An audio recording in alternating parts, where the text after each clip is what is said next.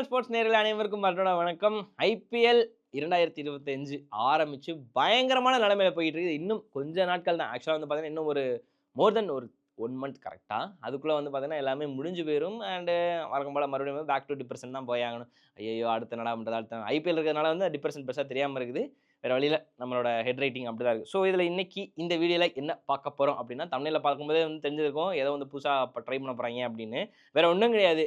குடுத்த காசுக்கு நீ உருப்படியா வேல பார்த்தியா? இதான் கன்டென்ட்.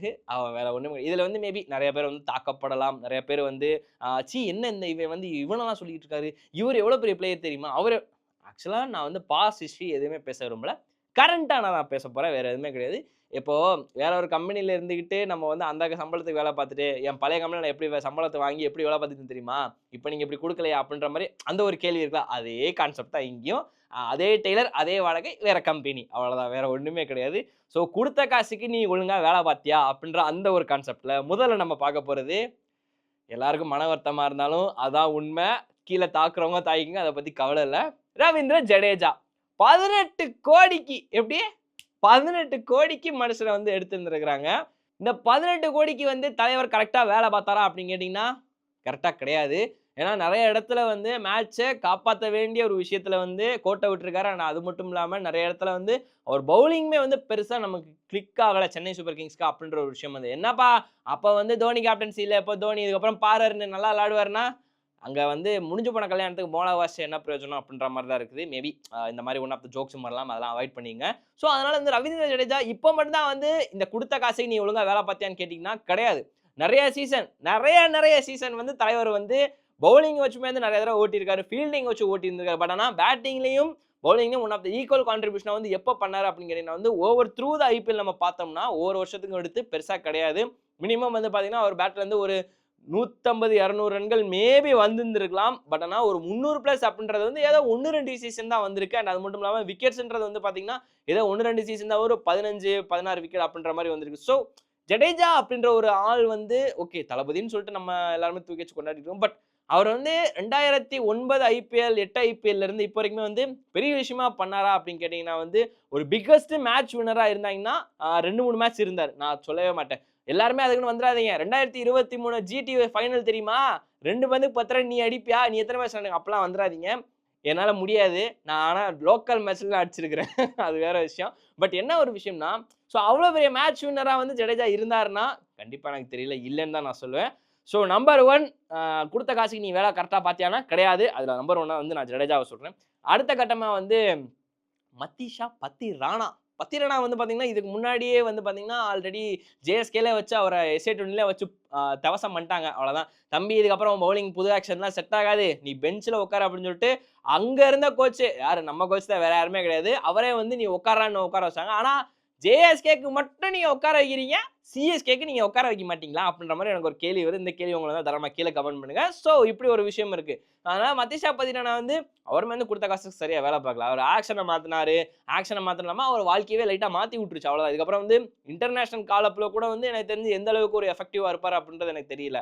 மேக்ஸிமம் ஒரு கம்பேக் நல்ல கம்பேக்கா குடுக்கலாம். ஒரு புல் பேக் பண்ணலாம். பட் ஆனா பழைய பத்திரானாவா வருவாரா அப்படின்னா கண்டிப்பா கிடையாது. ஏன் இப்ப ஜஸ்பிரீத் பும்ரா கூட இன்ஜூரில இருந்து வந்தாப்ல. ஏப்பா அவரு கிரேட்டஸ்ட் பாப்பனா நீங்க பேபி மலிங்காவோட கம்பேர் பண்றீங்கல்ல. சோ அப்ப அப்படி சொல்றேன். சோ பேபி மலிங்காவா இருக்கணும் அப்படின்னா கண்டிப்பா வந்து இன்னும் பயங்கரமா ஏதாவது பண்ணியே ஆகணும். அதனால மதீஷா பத்திரானாவே வந்து இந்த ஐபிஎல்ல ஒன் ஆஃப் த குடுத்த காசுக்கு நீ கரெக்ட்டா வேல பார்க்கல அப்படின்னு தான் நான் சொல்லுவேன். சோ அடுத்ததா வந்து ரசல். ரசல் வந்து பார்த்தீங்கன்னா, நம்ம எப்பயுமே வந்து அவர ஒரு பெரிய ஜாம்பவானா தான் நம்ம பார்த்துருக்கோம். One of the best entertainer, one of the hard hitter of the bowler அப்படின்னு சொல்லிட்டு தான் வந்து எல்லாருமே பார்த்துருக்கிறோம். ஸோ அப்ப அப்படி இருக்க போம்போது, எனக்கு தெரிஞ்சு ரசல் இந்த வருஷம் வந்து ரசலாவே இல்ல. 2 சீசனா வந்து ரசலாவே கிடையாது. ஒரு 2 மேட்ச் தான் வந்து பயங்கரமா ஆடியிருக்காரு. ஆக்சுவலா கேகேஆருக்கு இந்த வருஷம் பேட்டிங்ன்னு சும்மா செம்மையா இருந்தது. அஜின்க்யா ரஹானே, அங்கிட்டு கீழ ரகுவன்ஷி, ரிங்கு, ரசல், ரமன்தீப்ன்னு சொல்லிட்டு மிகப்பெரிய ஒரு பட்டாளமே இருந்தது. கிவிடிகே, ராமனுல்லா குர்பாஸ்ன்னு சொல்லிட்டு மிகப்பெரிய ஒரு பட்டாளம் இருக்கிறப்போ, சரி என்ன ஏன் ஆட மாட்றீங்க? அப்டின்ற மாரி ஒரு கேள்வி வருது. ஸோ எனக்கு தெரிஞ்சு ரசலுமே வந்து பெருசா எதுவுமே வேல பார்க்கல அப்டின்னு தான் சொல்லுவேன். அடுத்ததா வந்து பார்த்தீங்கன்னா, துருவ் ஜுரேல். ஜுரேல பொறுத்தவரைக்கும் பார்த்தீங்கன்னா, மிகப்பெரிய ஒரு ரிட்டென்ஷன் கோடி குடுத்து ரிட்டெயின் பண்ணியிருந்தாங்க. ஆக்சுவலா வந்து பார்த்தீங்கன்னா, ஆல்மோஸ்ட் வந்து பார்த்தீங்கன்னா, ஒரு 10 பிளஸ் ஒரு 14 கிட்ட வந்து ரிட்டெயின் பண்ணியிருந்தாங்க. ஹெட்மயர் வந்து 11 ரிட்டெயின் பண்ணியிருந்தாங்க. பட் துருவ் ஜுரேல் வந்து குடுத்த காசுக்கு கரெக்ட்டா வேல பார்த்தாரான்னு கேட்டீங்கன்னா, கண்டிப்பா கிடையாது. ஏன்னா வந்து அவர்கிட்ட அந்த சின்ன பொட்டன்ஷியல் இருக்குங்க. பட் ஆனா அத வந்து பெருசா அவர் யூஸ் பண்ணலையோ, மேபி இந்த ஒரு 14 கோடியே வந்து அவர் மேல பிரஷர் ஆயிருச்சோ, மிகப்பெரிய ஒரு பிரஷர் ஆயிருச்சுன்னு தான் வந்து எனக்கு தோணிக்கிட்டு இருக்குது. காரணம் வந்து அவருக்கு முன்னாடி இருக்கிற பேட்டிங் யூனிட்டுமே வந்து தரமா இருக்குது. பட் ஆனா அவர்கிட்ட ஒரு பொறுப்புன்னு வந்ததுக்கு அப்புறம் வந்து இந்த ஒரு மிகப்பெரிய பஞ்ச் ஆஃப் த க்ளோஸ் வந்து அவருக்கு ஒரு சின்ன பிரஷர் ஆயிடுச்சோன்ற மாரி எனக்கு ஒண்ணு தோணும். அதே மாரி இதுக்கு முன்னாடி டீசென்ட்டான ஒரு ஃபார்மு, ஆஸ்திரேலியாக்கு அகைன்ஸ்டா ஒரு டீசென்ட்டான ஒரு ஸ்கோரு, சொந்த மண்ணுல ஒரு டீசென்ட்டான ஒரு ஸ்கோரு அப்படின்னு இருக்கிறப்போ, ஏன் ஐபிஎல் என்ன உனக்கு குறை? போன வருஷம் பயங்கரமா தானே நீ ஆடுனீங்க. ஏனே நீ இப்படி பண்ற? அப்படின்ற மாரியுமே வந்து எனக்கு தோண ஆரம்பிச்சுச்சு. ஸோ அதனால வந்து துருவ் ஜுரலுமே இந்த லிஸ்ட்ல இருக்காரு. அதே மாரி Shimron Hetmyer one of the தரமான ஒரு ஃபினிஷர். ஆக்சுவலா வந்து ஜாஸ் பட்லர விட்டுட்டு சிம்ரன் ஹெட்மயர வந்து ரீடெயின் பண்ணியிருக்கிறீங்க. இத வந்து நான் எங்க போய் அழுகுறது நானு? எங்க போய் முட்டுறது? அப்படின்ற மாரி தான் நிதிஷ் ப்ரோ இருந்தாருன்னா கலாய்ச்சு விட்டுருக்கும். நல்லா இல்ல நம்ம ஆளு. ஸோ அதனால வந்து எனக்கு தெரிஞ்சு சிம்ரன் ஹெட்மயர் நம்ம பெருசா வந்து நம்ம கிளிக் ஆகி பார்க்கல. 2 மேட்ச் வின் பண்ணி குடுக்க வேண்டிய நிலைமையில ஆர்ஆர் வந்து தோக்க வச்சிருக்கிறாரு. அதுல வந்து ஆவேஷ் கானோட பவுலிங் ஒரு சைடு பெர்ஃபார்மன்ஸ் பயங்கரமா இருந்தாலும், பவர் பிளேல பயங்கரமா அவங்க வந்து ஸ்கோர் பண்ணியிருந்தாலும் எனக்கு அத பத்தி பெருசா தெரியல. பட் சிம்ரன் ஹெட்மயர் எவ்வளோ பெரிய ஹிட்டர். ஆக்சுவலா one of the classic super duper hitter. OG West Indies hitter.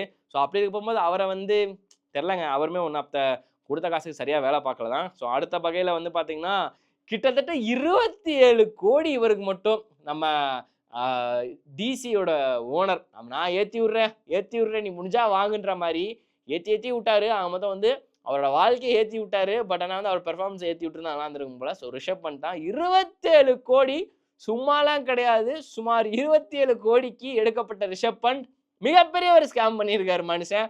Captaincy டீசென்ட்டா பண்ணாரு. பட் பேட்டிங்ல பெருசாவே பண்ணல.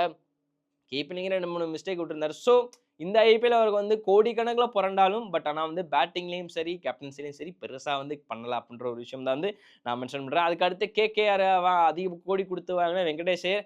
இந்த கோடிய நீங்க ஸ்ரேயாஸ் ஐயர் குடுத்து ரீடெயின் பண்ணியிருந்தா, என்ன மாரி வேலைப்பாடா இருந்திருக்கும் எனக்கு சத்தியமா தெரியல. ஆக்சுவலா அந்த ஐயர் போய் இந்த ஐயர் வந்திருக்காரு. அவ்வளவுதான் வேற ஒண்ணுமே சொல்றது கிடையாது.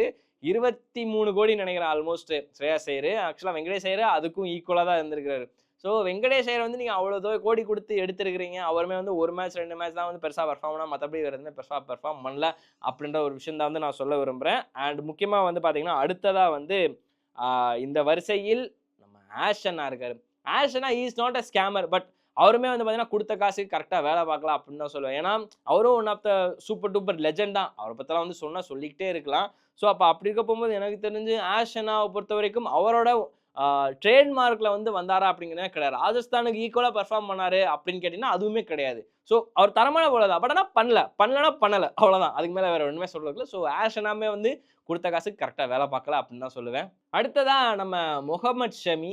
முகமது ஷமிய பொறுத்தவரைக்குமே வந்து அவர் வந்து இன்னும் அப் டூ தி மார்க் அப்படின்றத வந்து நான் சொல்ல மாட்டேன். அவர் வந்து இன்ஜூரியிலேருந்து மிகப்பெரிய ஒரு கம்பேக் குடுத்தாரு. ஐசிசி சாம்பியன்ஸ் ட்ராஃபி விளையாண்டாரு. அதுலயுமே டீசென்ட்டா இருந்தாரு. நான் அத பத்தி பெருசா ஒண்ணுமே சொல்லல. குறையே சொல்லல. பட் அவருமே வந்து குடுத்த காசுக்கு இன்னும் அவரோட ஸ்டாண்டர்டுக்கு வந்து இது பண்ணலையா அப்படின்ற விஷயம் இருக்கு. அதே வரிசையில இஷான் கிஷான் இருக்காரு. இஷான் கிஷான் வந்து மொத மேட்ச் வந்து 100 அவ்வளவுதான் எல்லாருமே சிதறிட்டோம். போச்சு இது ஒரு மிகப்பெரிய ஒரு கம்பேக் இஷான் கிஷான் இந்த வருஷம் அப்படி சென்ட்ரல் கான்ட்ராக்ட் வாங்கிட்டாருங்க. அது ஒரு நல்ல விஷயம் அவர பொறுத்தவரைக்கும். பட் ஆனா அதையும் தாண்டி பெர்ஃபார்ம் பண்ணாரான்னு கேட்டீங்கன்னா வந்து இல்ல. அவருமே வந்து அந்த ஒரு 100 அடிச்சதுக்கு அப்புறம் அடுத்த அப்கமிங் ஒரு 5, 6 இன்னிங்ஸ்ல வந்து 50 ரன்னுக்குள்ள தான் வந்து மொத்தமே அடிச்சிருக்காரு இன்னிங்ஸ் வைஸாவே நான் பார்க்கும்போது. ஸோ அதுவுமே மிகப்பெரிய வருத்தமா இருக்கு. ஜிடில வந்து ரபாடாவை பொறுத்தவரைக்கும் பார்த்தீங்கன்னா, ஒரு சூப்பர் டூப்பரான ஒரு பவுலர். பட் என்ன நம்ம ரீசென்ட்டா ஃபார்ம்ல இல்லாத மாரி தான் இருக்காரு. ஸோ அவருமே வந்து குடுத்த காசுக்கு சரியா வேலை பார்க்கல. நம்ம ஆக்சுவலா வந்து தங்கராசு நட்ராஜன், நட்ராஜன பொறுத்தவரைக்குமே வந்து அவருக்கு சான்ஸ் கிடைக்கலங்க. அவ்வளவுதான் நான் சொல்ல முடியும். மத்தபடி வந்து ஒரு சான்ஸ் கிடைச்சிருந்தா ஏன்னா மிச்சல் ஸ்டார்க்கு, நட்ராஜனு அப்படின்ற அந்த ஒரு காம்போ தான் வந்து நம்ம எக்ஸ்பெக்ட் பண்ணோம். நான் எக்ஸ்பெக்ட் பண்ணேன். பட் ஆனா அங்க வந்து நட்ராஜனு, முகேஷு இப்படி போவோமே அப்படின்னு சொல்லிட்டு நம்ம ஹேமம் கதானி ஒரு தாட் வச்சிருப்பாரு போல. ஸோ அதனாலயே வந்து பார்த்தீங்கன்னா, இப்படி ஒரு ஃபோர்ஸ் பேர். ஸோ நட்ராஜன் நான் மிஸ் பண்றேன். அவ்வளவுதான். இவர் வந்து நான் குடுத்த காசுக்கு சரியா வேலை பார்க்கலன்னு இல்ல. அவருக்கு வாய்ப்பே குடுக்கல அப்படின்னா அந்த இடத்துல மென்ஷன் பண்றேன். அண்ட் அது மட்டும் இல்லாம ரிங்கு சிங் நம்ம வழக்கமா பார்க்குற ரிங்கு சிங்கே கிடையாது. எனக்கு அது ஒரு மன வருத்தம். என்னப்பா எவ்வளோ பெரிய பிளேயர் அவரு. அவரு வந்து பார்த்தீங்கன்னா, இப்படி பண்ணிட்டு இருக்காரே அப்படின்ற மாரி தான் இருக்குது. ஆக்சுவலா வந்து பார்த்தீங்கன்னா, ரோஹித் சர்மா வந்து இம்பாக்ட் பிளேயரா யூஸ் பண்றாங்க. அவருமே வந்து வந்தா ஒரு குட்டி குட்டி இம்பாக்ட் குடுக்குற மாரி தான் இருக்கு. அது கூட ஓரளவு சாட்டிஸ்ஃபேக்ஷனா இருக்கு. பட் அப்படி இருக்க போம்போது இப்படியாவது பண்ணியிருந்தா இவங்க இந்த லிஸ்ட்ல இருந்து தப்பிச்சிருப்பாங்க அப்படின்ற மாரி சொல்றேன். இது வந்து என்னோட லிஸ்ட். நான் வந்து ஒழுங்கா குடுத்த காசுக்கு ஒழுங்கா வேலை பார்க்கல அப்படின்ற ஒரு கான்செப்ட்ல இது நான் எடுத்த லிஸ்ட். மத்தபடி எல்லாமே தவிர்த்து உங்களுக்கு வேற ஏதாவது தோணுச்சுனா தாராளமா கீழ கமெண்ட் பண்ணுங்க. வேற ஒரு வீடியோ இந்த உங்களை சந்திக்கிறேன். அன்டில் தென் வணக்கம்.